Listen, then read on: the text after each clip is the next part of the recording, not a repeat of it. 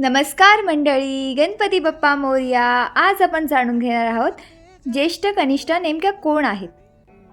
गणपती बाप्पा आले की काही दिवसांनीच घरोघरी येते आपली गौरी. आणि गंमत अशी आहे की या पाहुण्यांचं आगमन काही ठिकाणी उभ्या स्वरूपात केलं जातं, काही ठिकाणी बैठ्या स्वरूपात केलं जातं, तर काही ठिकाणी एकत्र दोन म्हणजे ज्येष्ठ आणि कनिष्ठ रूपात होतं.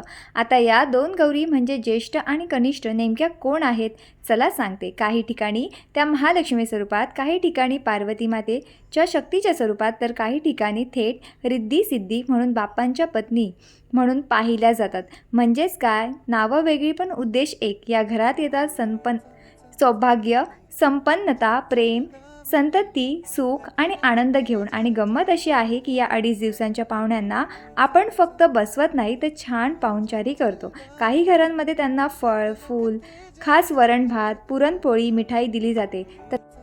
तर काही ठिकाणी सोन्या चांदीच्या छोट्या वस्तू किंवा घरगुती गिफ्ट ठेवले जातात. तर काही ठिकाणी माहेरवाशीन आलेल्या 2 दिवसाच्या पाहुणीला आपल्या पारंपरिक पद्धतीने व्रत आणि खास पूजन करून छान स्वागत केलं जातं, जणू काही गौरी आपल्या घरी माहेरवाशीन म्हणून आले. म्हणजेच काय, तर या 2 दिवसांच्या गौरीचं आगमन फक्त पूजन नाही तर परंपरा, प्रेम, पारंपरिक आणि कौटुंबिक जाळ आणि समृद्धीचा सणच आहे. त्यात ज्येष्ठ म्हणजे मोठी बहीण, ती संपन्नता, स्थैर्य, अन्नधान्य घेऊन येते. तर कनिष्ठा म्हणजे धाकटी बहीण, ही सौंदर्य, सौभाग्य, आनंद आणि संतती सुख देऊन जाते असं सांगितलं जातं. तुमच्याकडे सुद्धा गौरीचं आगमन होतं का?